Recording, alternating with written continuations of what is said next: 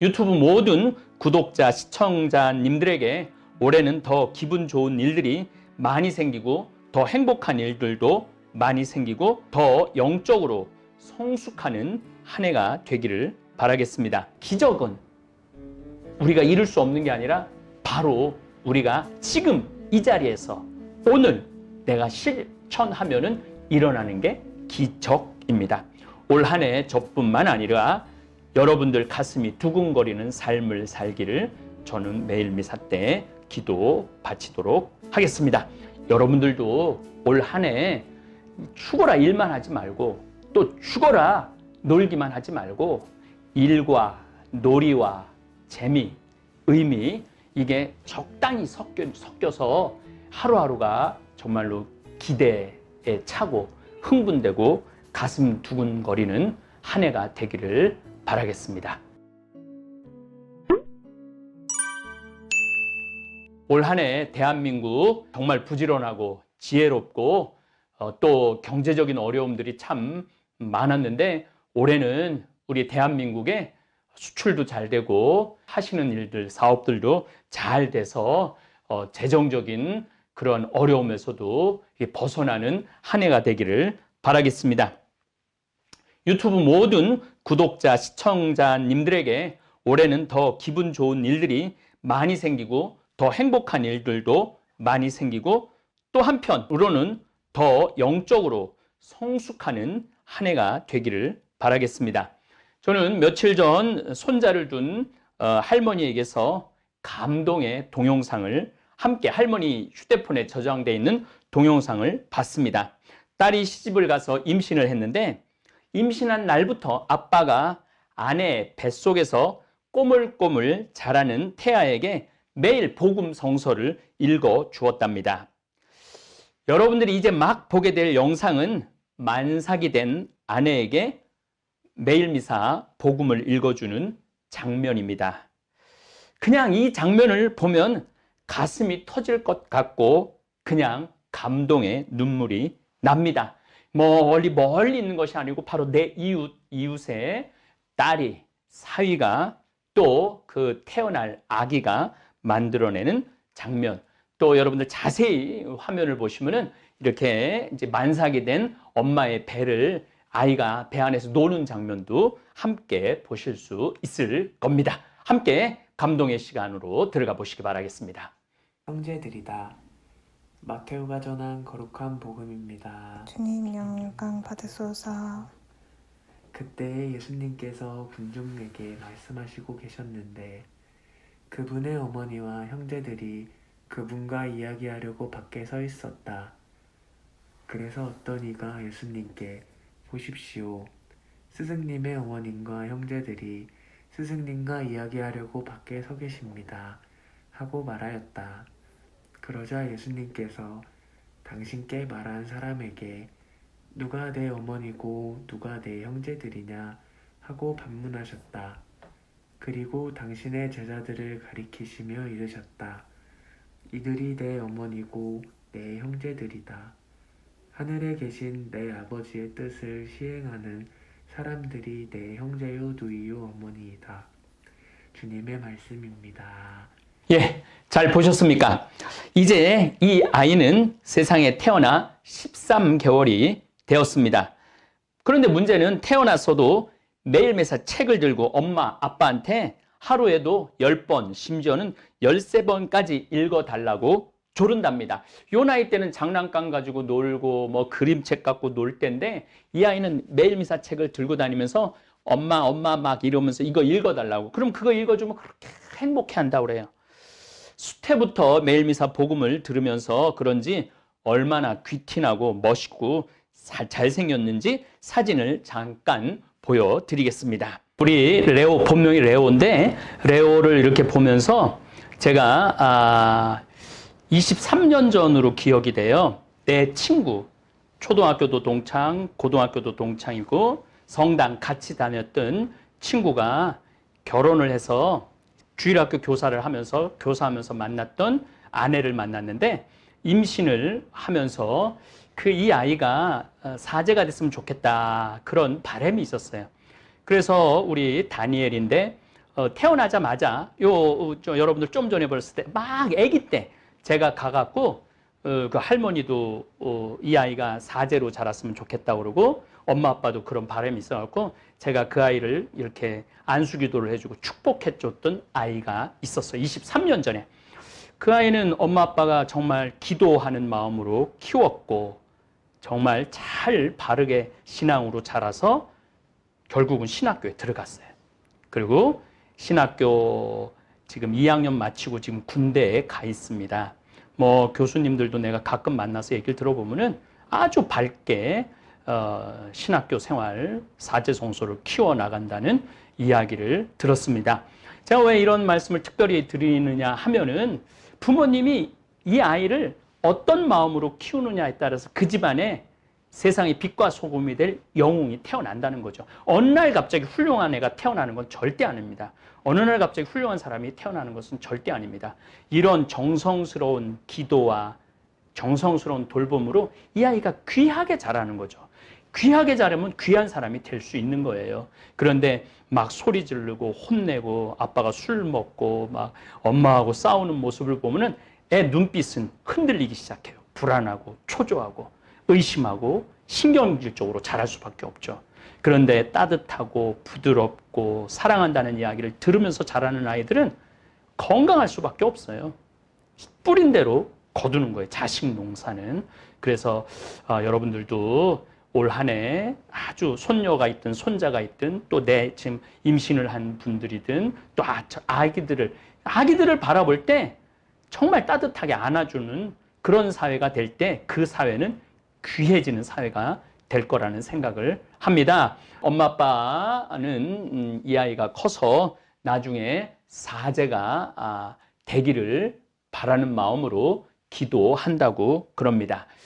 저는 많은 신앙인들을 만났는데 나이 지긋하신 분들이 제가 자식에게 물려준 최고의 유산은 신앙입니다. 하느님을 알아뵙고 주님으로 모실 수 있도록 이끌어준 일이 자식에게 준 최고의 유산입니다. 며칠 전 제가 아주 오랜 친구 발렌티노하고 요세피나라는 부부를 만났는데 정말 그 아들이 지금 미국의 대학의 교수예요. 그런데 그 아들이 며칠 전 울면서 전화를 했다고 그래요. 엄마한테. 엄마 고마워. 나 하느님 알게 해줘서. 왜 그러냐 그러니까 성령 세미나를 대학 강의 때문에 뭐 금토일 가야 되는데 토요일 일요일만 성령 세미나를 참여를 했는데 너무너무 뜨거운 성령의 은혜를 받아갖고 울면서 이렇게 좋은 하느님을 알게 해주신 엄마 아빠한테 고맙다고 미국에서 아들이, 내가 잘 알죠. 그 아들이 엄마한테 전화하는 내용을 들으면서 그래, 우리가 자식한테 재산 물려주는 것보다 정말 삶의 지혜, 하느님을 알아보는 지혜, 하느님의 뜻을 마음에 새기고 살 수 있는 지혜가 최고의 유산이 아닌가 이런 생각을 합니다. 현대에는 신앙의 혼란이 많은 시기입니다. 성모님은 수태부터 성모님은 당신이 임신을 하는 순간부터 이 아들이 세상을 구원할 분이라는 것을 알았습니다. 만약 이 유튜브 보시는 분들 중에 지금 임신 중에 있는 분들이라면 물어보고 싶습니다.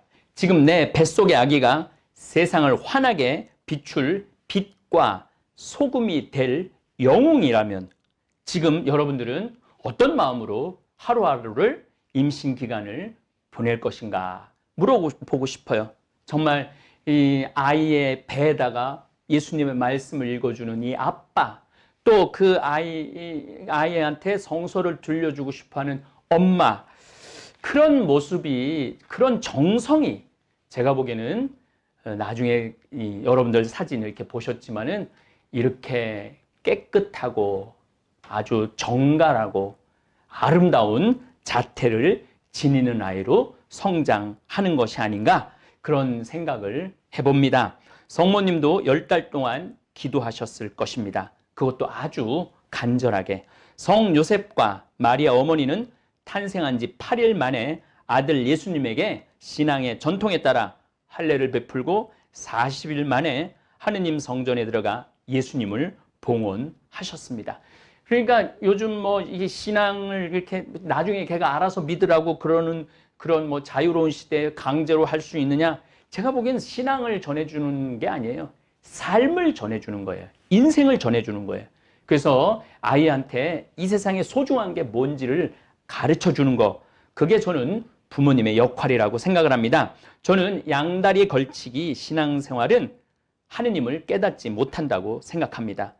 혼자 세상을 살아가기 불안하니까 세상 재물과 권력에도 의지하고, 재물만 너무 의지하다 보면 혹시 영적인 세계가 자기 인생을 망칠지도 모른다는 불안감으로 성당에도 나가 적당히 양다리를 걸쳐놓는 신앙생활 하시는 분들도 간혹 있습니다.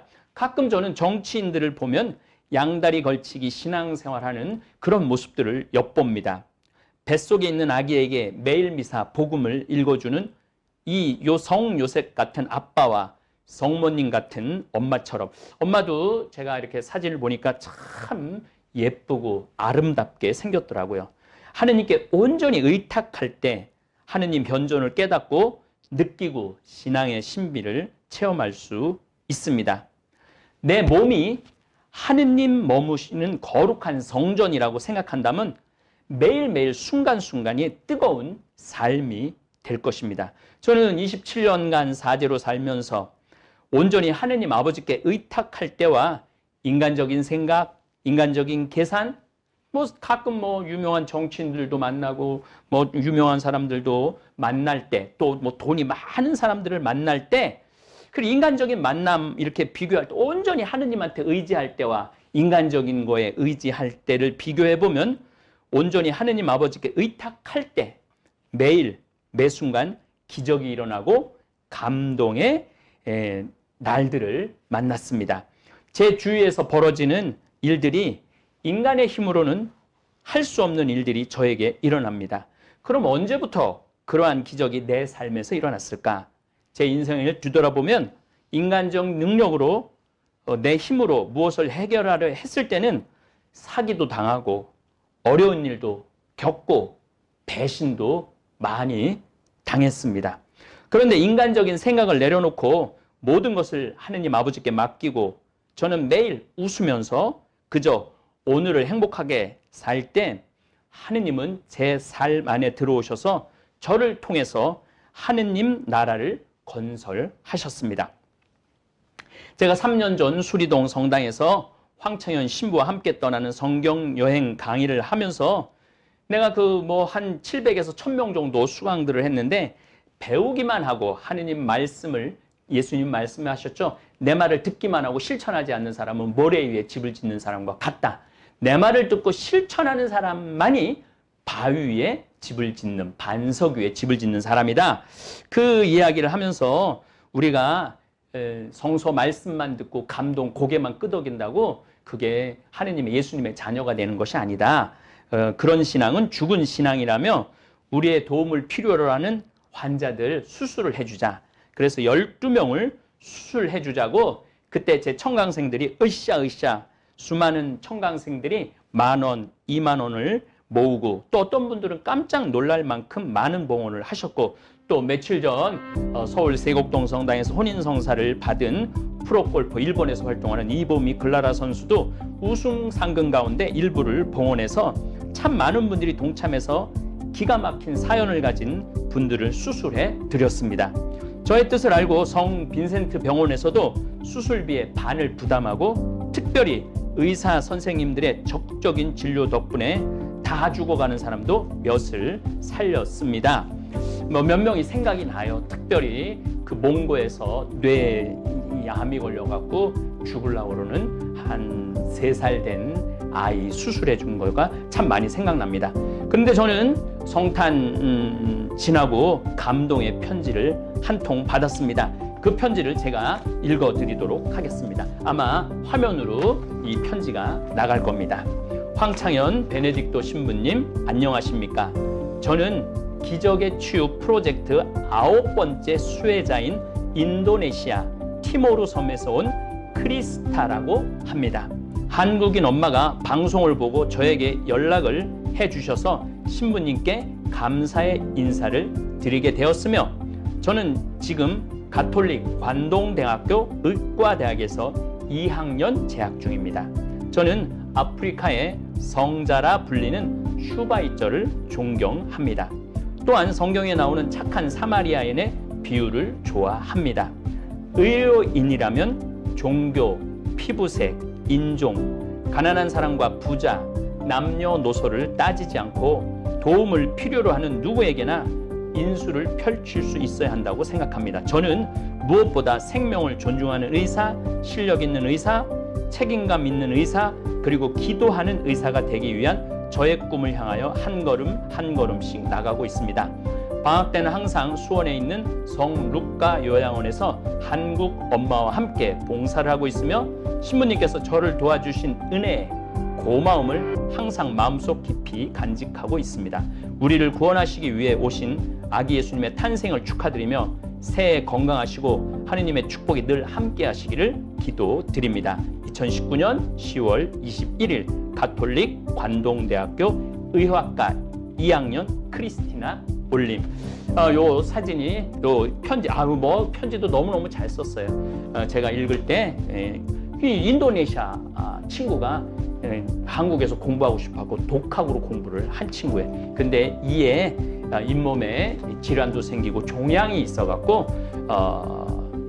빈센트 병원에서 종양 제거도 하고 잇몸 치료도 다 하고 이를 4개나 뺐다고 그래요. 근데 이 친구가 건강을 회복해갖고 지금 의대생이 돼갖고 지금 공부를 하고 저에게 감사의 편지를 보내왔습니다. 그야말로 감동의 편지죠. 이렇게 세상 곳곳에서 수십 배, 수백 배의 열매를 맺을 한 알의 미랄들이 자라고 있습니다.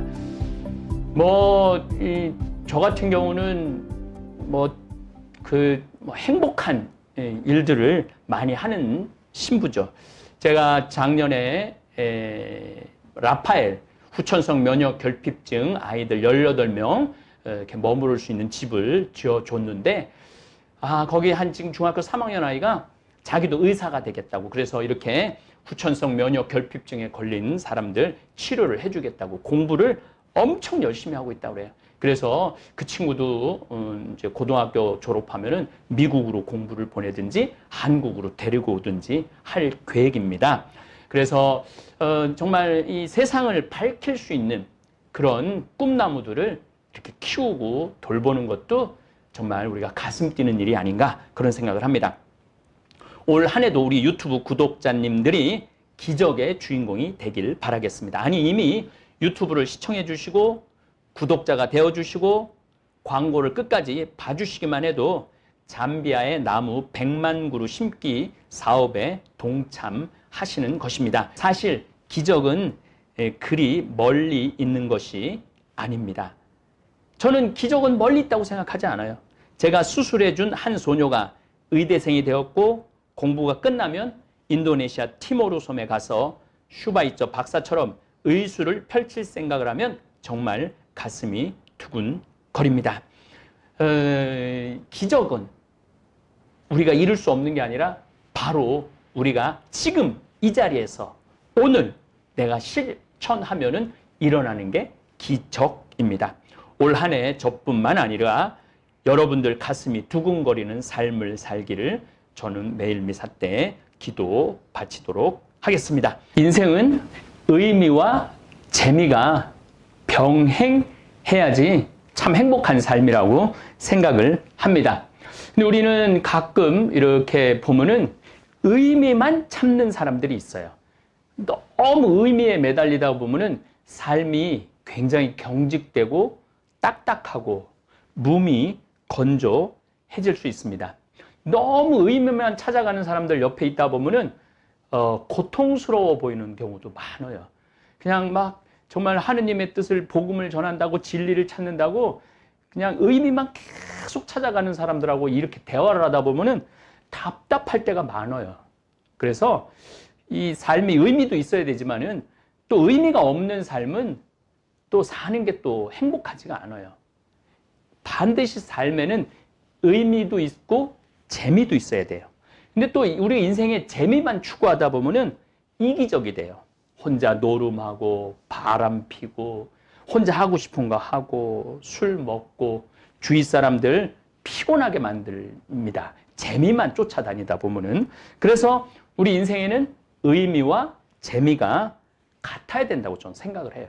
내가 하고 있는 일이 재밌어. 근데 그게 의미가 있어.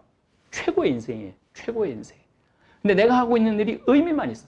가끔 저한테 이런 분들이 있어요.